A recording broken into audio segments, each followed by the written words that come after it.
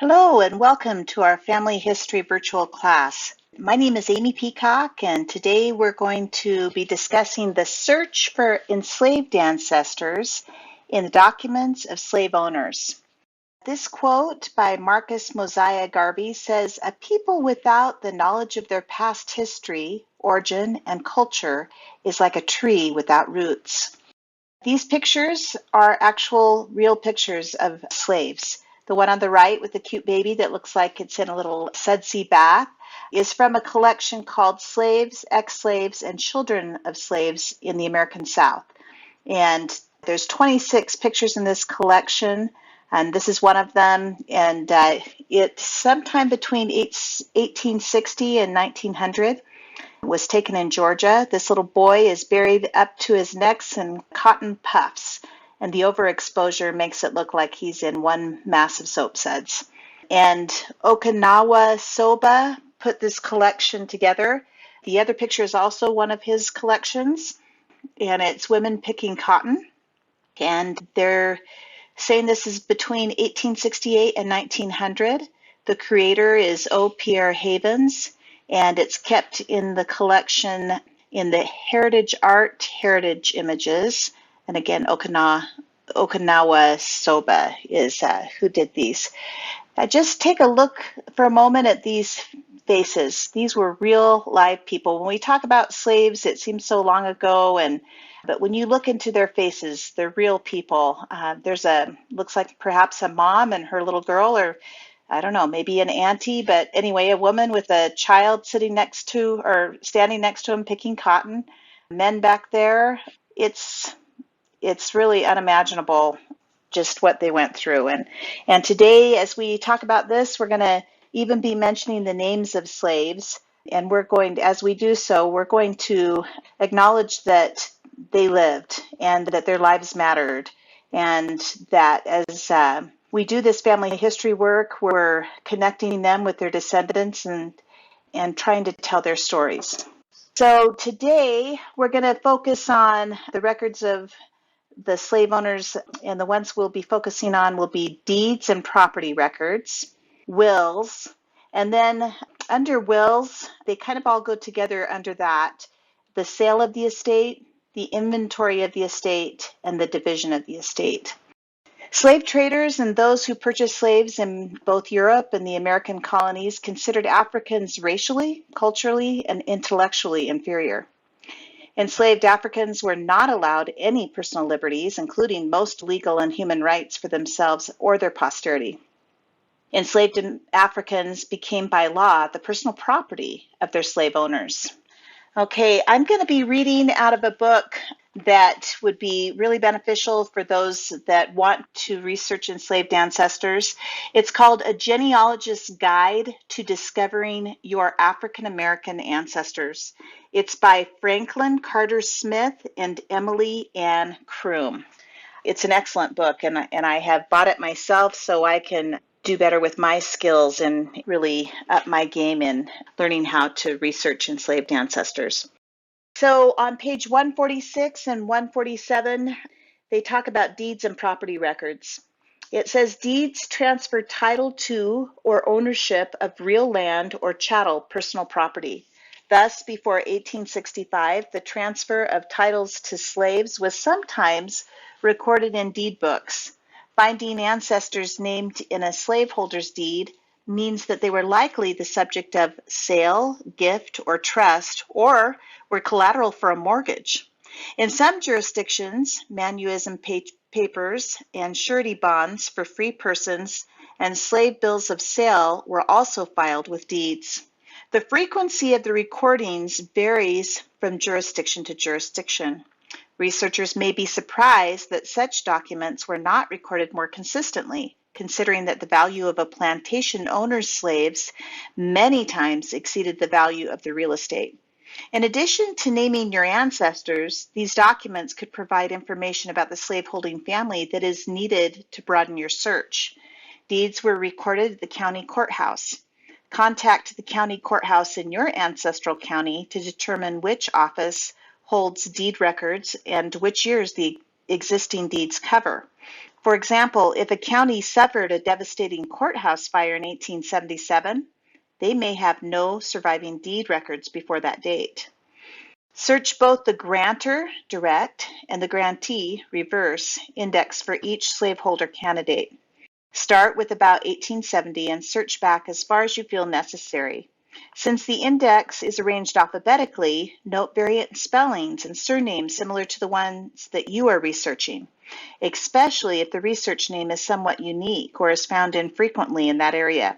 For each entry you find, write down the names of the grantor and grantee, the dates given in the index and the volume and page number where the deed record may be found. The date given may be the date the deed was written or the date that it was filed with the clerk. In some counties, both dates were recorded in the index. Next, locate and search the records themselves. In addition to the grantor and grantee, note other people that are named in the document, any relationships that are mentioned, any witnesses, the name of any plantations given, land descriptions, and any references to where the people may have lived prior to residence in the county. In other words, be alert to any information that could help provide answers to how, from where, and when slaveholders may have acquired their slaves. If slaves are named in the document, copy their names and compare them to your known ancestors and their neighbors. Tip: read each document carefully. Buried in a land transaction may be the names of slaves included in the sale or other valuable information. Now, this page are the actual deed and land grants, well, actually just deeds from my ancestor. This is my 6th great-grandfather, Richard Blunt, and up to the top left, deed book 4, page 503, on November 3rd, 1753, Richard Blunt is making a deed of gift to his daughters, Sarah and Patience Blunt. It says, Richard Blunt and wife Ann, daughter of Ambrose Hadley of Edgecombe County, North Carolina, apparently had only 2 children. When Ann died, as was not uncommon, Richard made provisions to assure that their children, Sarah and Patience Blunt, would receive their fair share of the estate if he remarried. Now, on the 3rd of November, 1753, he made the following deed of gift. I, Richard Blunt of Edgecombe County, North Carolina, send greetings.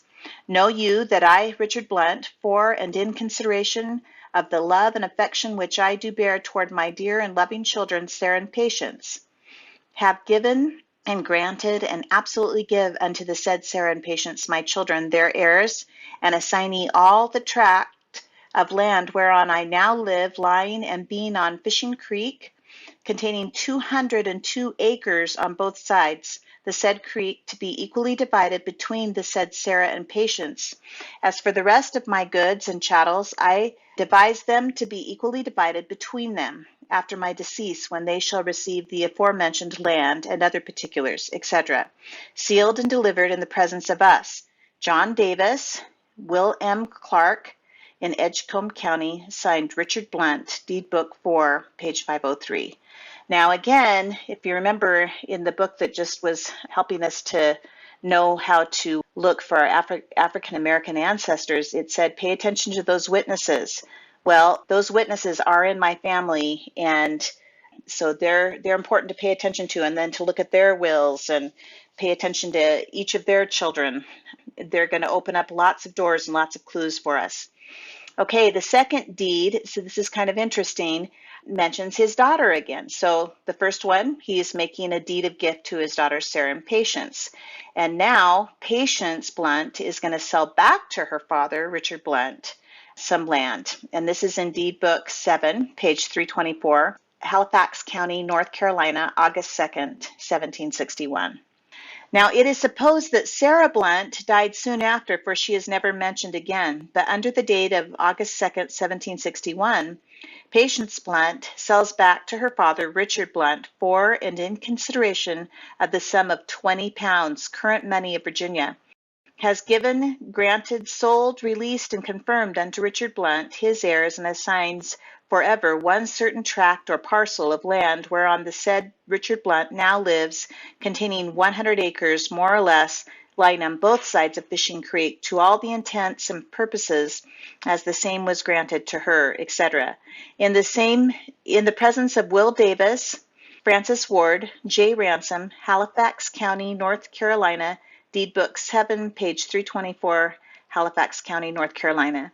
And then it tells us that Halifax County was cut out of Edgecombe County, North Carolina in 1758.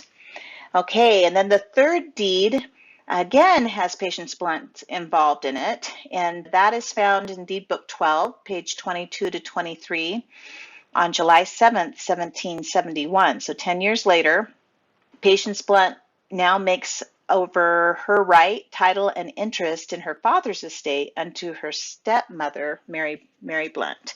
So Richard Blunt married Mary Thrower, and July 7th, 1771, Patience Blunt of Halifax County, North Carolina, for the consideration of the sum of 20 pounds proclamation money, make over my right, title, and interest in my deceased father's estate unto my mother-in-law, Mary Blunt, and clearly give up my right to the said estate.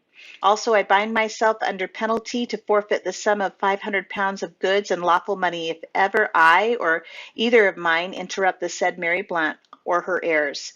Signed, Patience Blunt, and the test is, so that would be the witness, Peter Robertson and Francis Ward. Okay.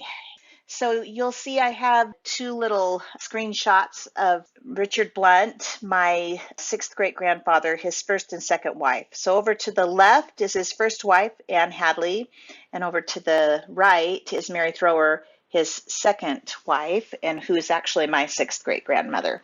And with Mary, he had William Blunt, Polly Woodward Blunt, John Blunt, Joseph Gray Blunt, and Chloe Blunt.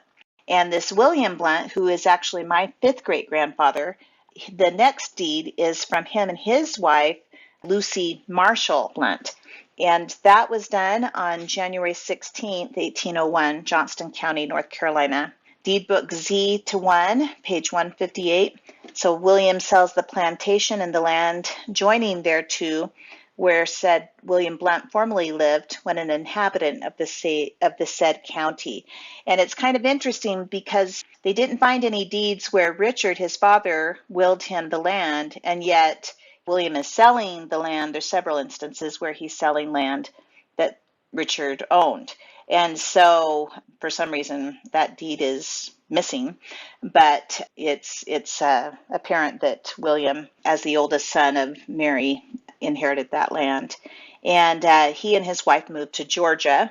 And the witnesses, again, if you just follow those witnesses and look them up, they keep appearing in my family tree, and I'm able to look at their wills and unravel some mysteries. So these are important clues for us to look up, although fairly dry to read through. Okay. So where do you find these deeds? Well, I was lucky enough, what I was reading out of was a book called Ancestors and Friends, A History and Genealogy by William Les Crawford Sr. And if you happen to catch my last virtual family history class that I did a while back, it was about my journey with my cousins. And so this book was given to me by my grandmother when I was 10 and has become a really essential tool in helping me unravel the mysteries between my DNA cousins of enslaved ancestors, and I am a descendant of slave owners. And so we've been able to find our connection. So it's been great. So it lists where these deeds are, but now I can find them on the internet. So Family Search has digitized all of the North Carolina records. And so even if you go to another site and you're looking for probate records or any of those types of records, deeds, they're going to head you right back to Family Search because they have scanned them all and digitized them, and it's quite a gift. And we can find those through Family Search's research wiki. And so it's like, okay, well, how do you find the research wiki? I didn't even know that existed, and I have a family search tree. Where is that? So here's some screenshots. On the left, you'll notice you got the family search in green, and then you have 1, 2, 3, 4, 5, 6 subtitles And as you click on each one of those, a drop-down menu will appear. And the one that's showing on that screenshot is under the search. And so that's the drop-down menu from search. And it has records, images, family tree, genealogies, catalog, books, and then the research wiki. And you can click on any of those and it'll bring up all of those things. It's just amazing. But the research wiki is really quite an amazing tool. So I clicked on that, and on the right side of the screen, in that screenshot, you'll see what the home page of the research wiki looks like on Family Search. And over to the left on that screenshot, you'll see all the different little words. You can click on any of those, and that'll navigate you to those places. You can type any place in the world, and it'll take you to churches or to schools or to county courthouses or what have you. And again, there's 102,734 articles. It's amazing. And it really is a jump start to your research. And you can do the guided research, that little box right there, and that'll help you get it to where it needs to be. And I don't know if you can see, there's a talk sandbox, there's help. This is a phenomenal tool, and one that you definitely would want to learn how to navigate. And really, it's just like practicing. And I don't know that it would be possible to see everything that's on there. It's that cool. So they say that you marry who you hang out with, and my family tree confirms that. We seem to have a lot of wealthy Southern folks marrying other wealthy Southerners, and then they decide to share, sell, and gift their enslaved people that they truly think are their property to each other. So you'll see me over here on the left side of these little screenshots. My name is Amy Jean Lyles Peacock. And going up, you've got my family and how I just kind of connect all these people. And that journey that I had with my cousins was amazing. And as I open up each one of these little names, there's wills, there's all kinds of documents that help us find basically every one of them is a slave owner. Every single one of them. Oliver Marshall Blunt was too young to be, but his father was. And it's just, well, I guess Oliver Marshall Blunt actually was born during slavery, but he was too young to be a slave owner. It's just amazing. So you can just open will after will, and then you've got their spouses, and again, they're just trading slaves back and forth. And if you keep notes on, these wills of what slaves they have and who they were willed to, it really does help open up a whole mystery to finding those enslaved ancestors. So I strongly suggest that you get your DNA test done. And then when you do that, I strongly suggest that you make your results public. You're going to meet new living cousins, and you're going to find out family mysteries together. You can make a stronger, more loving, positive family culture, and you can have a whole lot of joy and healing as you put the fun back into the dysfunctional that we all have a little of in our family trees. So it has been an amazing journey, and this is why I have chosen the research of enslaved ancestors as an area I'm specializing in for my family history mission. So it's really an amazing journey, and I just strongly suggest you get that DNA test and make it public. All right, now we're going to talk about wills. Now, Elizabeth Eliza Hines Dixon Rogers is, get this, she's the wife of brother-in-law of the first cousin of my first cousin 6 times removed. Now there you go, that's quite a mouthful, but it is pretty phenomenal because I have her detailed will in my family tree, which helps us, because even as remote relation as that is, as we're researching, trying to figure out where my cousins' direct enslaved ancestors are, all of these wills are important. And because they do trade slaves back and forth, or they sell property, or they marry, and to intermarry, even that far of a relationship from me is really important. It's not a direct relative, but I have access to her wills, and here we go. That picture up to the far left corner are slaves in Florida. Again, these are real people. And these names that you see printed, were the names of the slaves that she was willing to her family. And I'm going to read these out loud. And as I do, I want us to think about that we're honoring each of these people that didn't have birth certificates, that didn't have death certificates, but they were real people and they endured so much. And we're going to try to hook them up with their descendants and make those family links to their chain strong and be able to tell their stories because they are amazing. Ben Lewis, Uriah, Mary Ann, Isaac, who went by Doc, Walton, Drusilla, Clary, Benton, Baker Jr., Eliza, Emma, Helen, Jenny, Adeline. And this will was found in Ancestry, and it was written on October 6th, 1854 in Talbot, Georgia.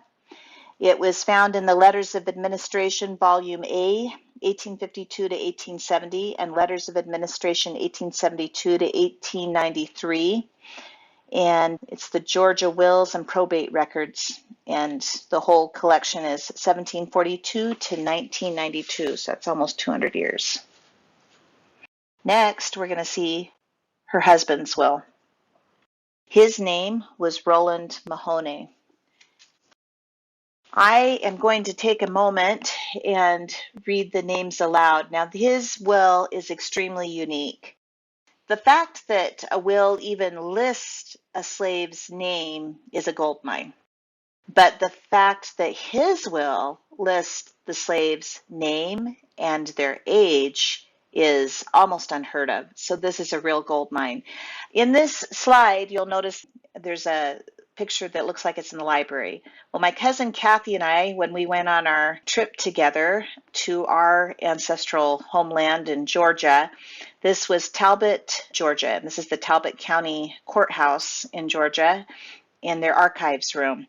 And these are real pictures of what we were going through. And the top picture is a list of the slaves' names and how much they were worth. And these are Roland Mahoney's slaves, and he had a lot of them. So we're going to read each item. This was really hard for me, so I'm going to try not to get emotional. The top left is item 5. Roland bequeaths his beloved wife, Eliza. My Negro man, and notice that he keeps saying my as we read these. My Negro man, Daniel, about 70 years old. My Negro woman, Clary, about 50 years of age. My Negro woman, Drusilla, about 55 years of age. Both Clary and Drusilla were mentioned in his wife's will. Also, 10 of my choice Negroes to be selected by my beloved wife Eliza after my death with full power to dispose of the same. So basically, she can sell them and get some money. Item number 6, that's the second paragraph on the left side. Roland gives and bequeaths unto his daughter Erowina. My Negro woman Elizabeth, about 24 years of age. My Negro girl Savannah, about 7 years of age. My Negro girl Josephine, about 3 years of age. My Negro girl Caroline, about 2 years of age. My Negro boy Stephen, about 8 months of age. Notice they're not with their mamas. Third paragraph, item 7. Roland gives and bequeaths unto his daughter Rebecca. My Negro girl Harriet, about 13 years of age. My Negro woman Ursa, about 24 years of age. And Ursa was mentioned in Eliza's will as well. My Negro boy Bob, about 8 years of age. My Negro girl Mary, about 7 years of age. My Negro boy John, about 4 years of age. The bottom paragraph, item 8. Roland gives and bequeaths unto his daughter Zelma. My Negro girl Emmeline, about 16 years of age. My Negro girl Siles, about 8 years of age. My Negro boy, Sam, about 14 years of age. My Negro girl, Alice, about 9 years of age. My Negro boy, Millard, about 4 years of age. Now we're going to the right side. Item 9. I give unto James L. Willis in trust for my daughter Emily A. Pettis, a Negro boy not to be named under 15 years old or over 35 years of age, selected by my executors. Item number 10, second paragraph. Roland says that he gave George Dozier, his son-in-law, the first Negro girl that died. And he says something like he endured that loss to fall on, and I couldn't read the name of the estate. And then the last paragraph on the right side, the witnesses to Roland Mahoney's will: William Yarbrough, Charles J. Fort, William B. Marshall. Okay, now we're going to talk about the account of the sale of the estate of Richard Blunt. So again, now we're back to my 6th great-grandfather. So, account of the sale of the estate of Richard Blunt, deceased. Richard left an estate dated February 1779. Son William and Arthur Davis, who was the administrator of his will, who also married his widow, are purchasers. This document lists 1 Negro girl and 1 Negro boy to Arthur Davis. No name. 1 Negro man to William Blunt. 1 Negro man to Taylor Powell. 1 Negro wench and child to Thomas Buckworth.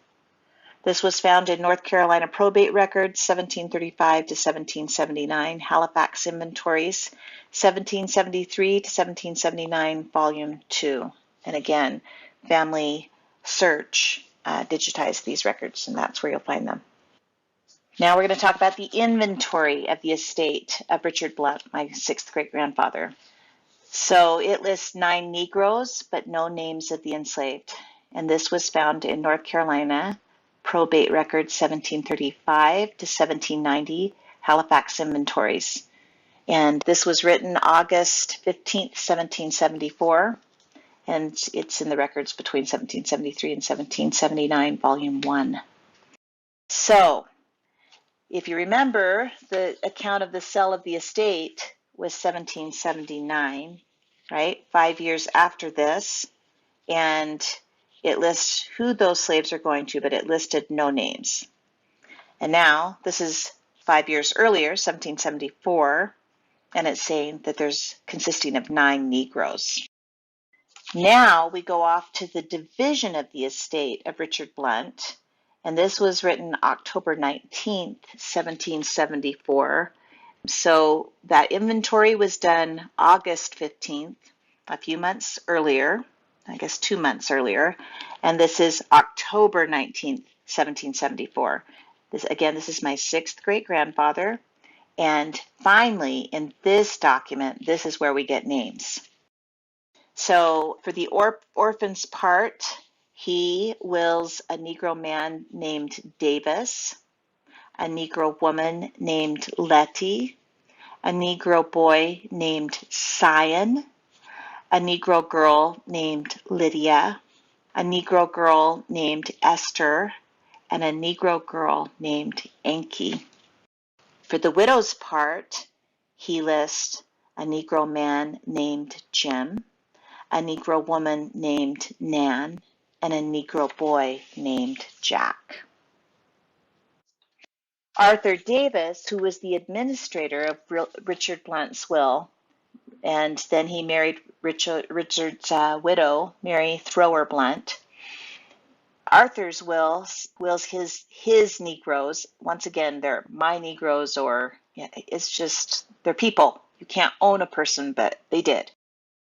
So Arthur then wills his Negroes to children and to his children and the children of Richard Blunt. Richard's daughter, Martha Blunt, he gives the use of 1 Negro girl named Pat or Hat. Now, as you look through wills and you have a hard time reading the name, just like I did with Pat or Hat, write whatever you think it is. If there's 2 or 3 ideas that you have, write them all down, because you might see this enslaved individual in another document that might be more clear to you later. Arthur's son, John Davis, he gives one Negro man named Sion. Patience, Richard's daughter, he gives one Negro woman named Esther.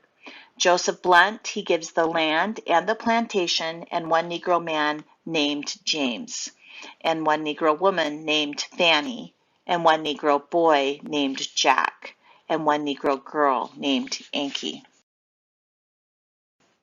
Okay, so Richard Blunt's will was written in 1774. Arthur Davis's will was written in 1790. They're separate wills, but both wills mention the following enslaved individuals: Sion, Esther, Ankie, Jim or James, Nan or Fanny, I think that's the same person, not 100% sure, Jack. So it's important to write down all of the enslaved individuals and then compare, are those names found somewhere else? Follow the trail. These poor enslaved people were sold, traded, gifted, and by following where they are, you can follow your ancestor and hopefully be able to trace your tree back and figure out who your third great grandfather and great grandmother are, and so forth. Using the Family Search Research Wiki to find millions of collections that have been digitized. North Carolina probate records from all of the county courthouses. That's what they scanned. And so what's in this collection for North Carolina? The collection consists of probate matters recorded at county courthouses in North Carolina for the years of 1735 to 1970. That is a very long time. That's over 200 years. However, most of the records in the collection are from 1800 to 1930. Probate records are court documents and may have involved loose papers or bound volumes. These files included all documents related to estate settlement, including wills, inventories, receipts, accounts, administrations, appraisals, minutes, bonds, petitions, guardianships, and settlements. And then you can browse through the images using the waypoints on the collection browse page for North Carolina probate records. And it's interesting because even just on a scrap of paper, they may say what it would be the receipt for the slave or how much they cost or who they sold it to. So I personally have looked through wills and inventories. I've seen a couple of receipts and I've seen some administrations. I haven't really gone through a lot of minutes or bonds. I've seen a couple of guardianships and a couple of settlements, but all of these have different information that would be so valuable. So it's important to not just stop with the will, but to look through all of these and just see what information is there about your enslaved ancestor.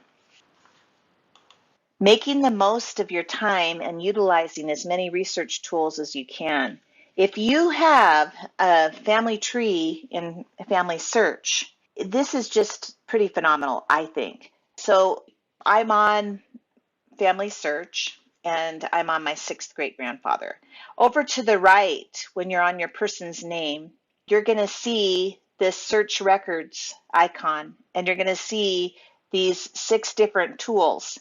Well, you can click on any of those, and as you do that, it's going to stay with, for me, it was Richard Blunt, right?